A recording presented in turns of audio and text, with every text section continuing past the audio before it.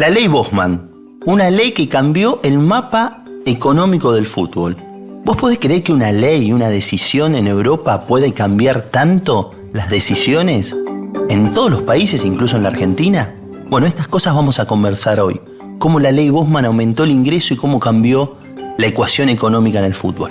Al ángulo. Conversaciones con Diego Ocio y Martín Rossi. Jean-Marc Bosman es un exfutbolista belga que jugó en el Standard de Lieja y también en el Royal de esa misma ciudad.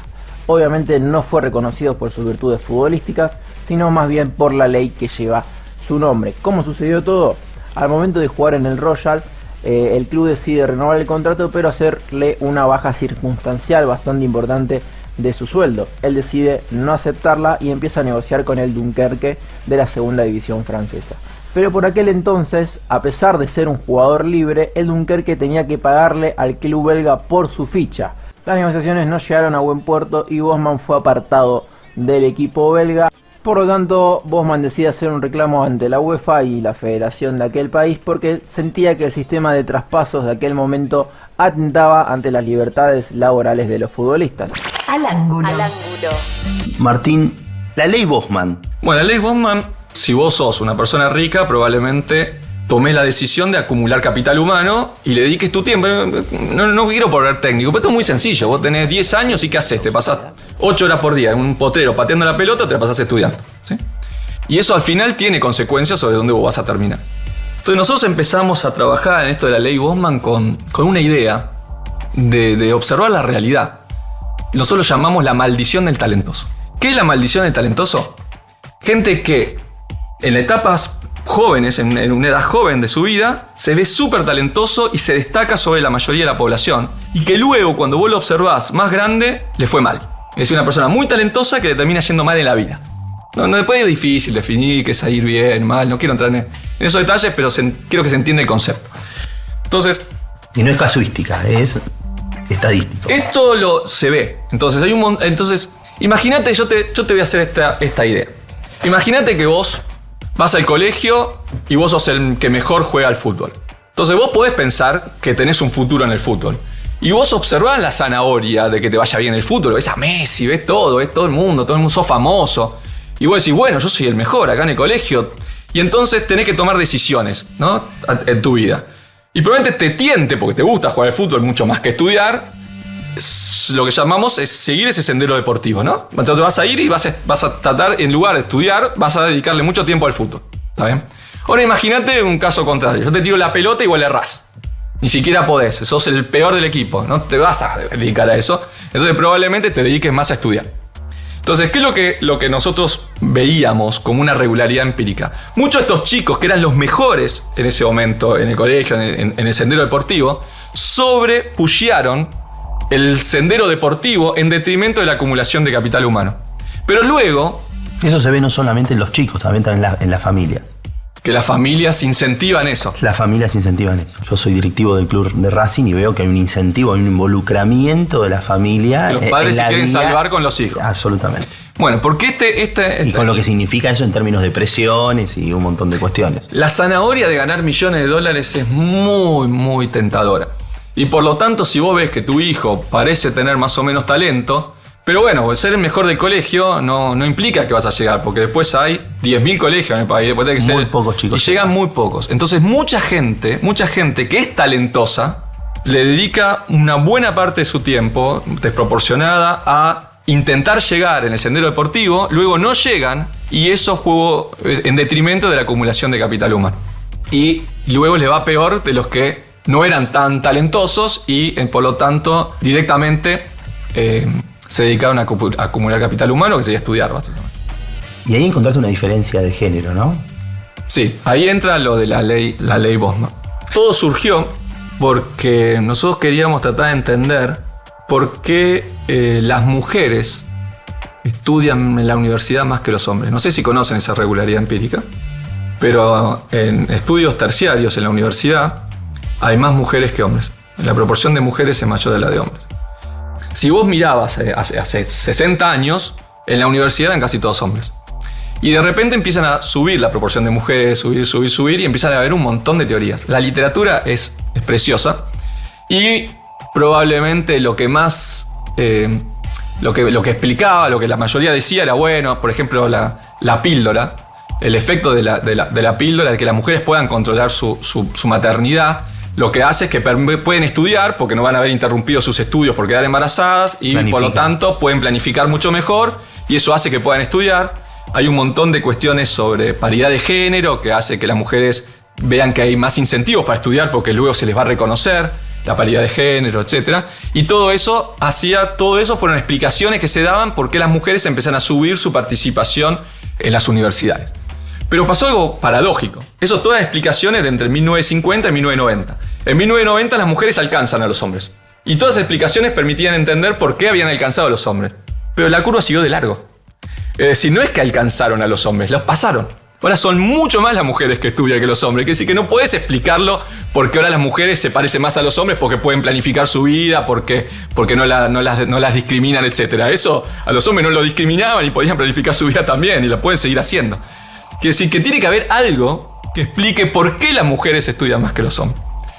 Y hay explicaciones, y nosotros lo que dimos es una explicación alternativa que había sido ignorada hasta ese momento, y es la explicación deportiva. La ley Bosman. La ley Bosman va a llegar en algún momento, te veo apurado por la ley Bosman, pero lo que nosotros proponemos es que hay un sendero, de lo mismo que hablábamos antes del talento, hay un sendero, la gente tiene que tomar decisiones de su sendero de vida. Hay un sendero de acumulación de capital humano y un sendero deportivo.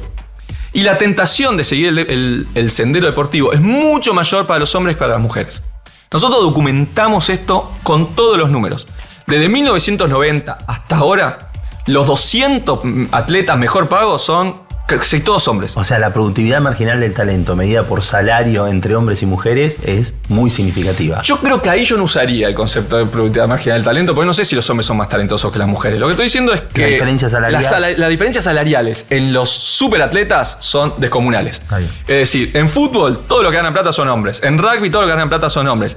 El deporte en el que es más parecido es tenis. Claro. El que igual, olvídate, es decir, ganan muchísimo más los hombres. Quiere decir que para un hombre, seguir el sendero de superatleta es mucho más tentador que para una mujer. Porque una mujer no va a ganar tanto dinero como los hombres.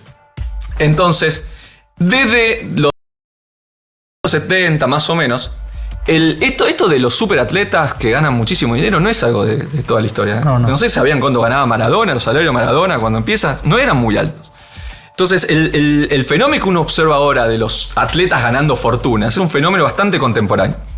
Y correlaciona muy bien con esto que uno observa de que los hombres dejan de ir a la universidad. Entonces la teoría que nosotros tenemos es que para los hombres es mucho más tentador seguir un sendero deportivo porque hay muchísimo dinero en los deportes de hombres, mientras que para las mujeres no, y por lo tanto las mujeres se dedican a estudiar, mientras que los hombres se dedican a jugar al fútbol, a jugar al tenis, etc., porque quieren llegar ahí, y cuando se dan cuenta que no pueden llegar, porque la mayoría queda en el camino, ya es muy tarde porque no hicieron todas las inversiones de capital humano anterior. Hola Rafa, ¿qué tal? Quería preguntarte qué opinión te merece que las mujeres cobren menos que los hombres en el tenis y que en qué crees que se basa esa desigualdad. Pues no lo sé. No sé en qué se basa en el fútbol, o en el golf, o en el modelaje. ¿Qué más quiero yo que los hombres y las mujeres seamos exactamente igual y tengamos todos los mismos derechos, ¿no? Al ángulo.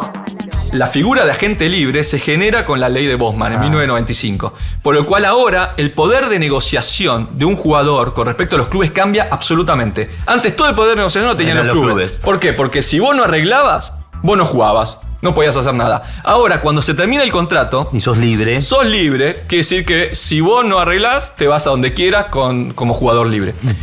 ¿Qué es lo que hizo la ley de Bosman? La Corte Suprema entonces determinó que los jugadores, cuando se terminaba su contrato, eran libres, por lo tanto podían negociar. Eso cambió completamente el poder de negociación de los jugadores y el salario de los jugadores se triplicó inmediatamente. Pero es ridículo, cuando vos ves el salario de los jugadores, cambia cuando empiezan a crecer drásticamente los salarios de jugadores es cuando existe la ley Bosman que te permite negociar como agente libre. Y la segunda cosa que estableció la ley Bosman es que si vos eras, porque esto es un tema de Europa, en Europa existe la Comunidad Europea Y vos, si sos, no sé, belga, vos podés ir a Italia y trabajar como si fueras italiano. Pero en fútbol eso no se podía hacer así. En fútbol había cupos por país de nacimiento. Quiere decir que vos eras italiano y querías jugar en España. En España vos te cumplías un cupo, eras parte del cupo. Y solamente podía haber 3 extranjeros. ¿Qué es lo que hizo la Corte Suprema Europea? Estableció que el fútbol no podía ser distinto. El mercado laboral del fútbol no podía ser distinto que el mercado laboral que regía la Comunidad Europea. Y por lo tanto, a partir de ahí, cualquier persona con un pasaporte europeo podía jugar en cualquier liga sin que haya un cupo extranjero. Quiere decir que antes de Bosman tenés 2 cosas. Uno, los salarios eran mucho más bajos porque los clubes tenían mucho más poder de negociación. Y además, no había movilidad. Y el cupo era de 3 jugadores. Por lo tanto, la mayoría de los jugadores que jugaban en la liga inglesa eran ingleses. La mayoría de los jugadores que jugaban en la liga italiana eran italianos. Luego de Bosman, ¿qué es lo que sucede? Los salarios se disparan astronómicamente y además empieza a ser un mercado mucho más internacional. Y tener un pasaporte europeo pasa a ser algo sumamente valioso. Porque vos con un pasaporte europeo podés jugar en cualquiera de las ligas de Europa. Entonces la ley de Bosman generó un cambio que hizo que en muchos países menos desarrollados pasara a ser muy factible poder jugar en Europa. Entonces, hay 4.000 argentinos jugando en el extranjero. 4.000. Sí. Bueno, eso es un montón. Y una gran parte en España, Italia, en esas ligas. Entonces, imagínate que vos sos un chico que juega bien al fútbol en los 70. ¿Sí? En el 78, cuando Argentina sale campeón del mundo, de los 22 jugadores que integraban la plantilla, solo 1 jugaba en el exterior, que era Mario Kempe. Los otros 21 jugaban en Argentina. Quiere decir que cuando vos sos un chico en los 70 y tenés que decidir esto, si voy a dedicarme a estudiar o a jugar al fútbol, la zanahoria del fútbol era el salario que ganabas en River o en Boca, que eran los que mejor pagaban.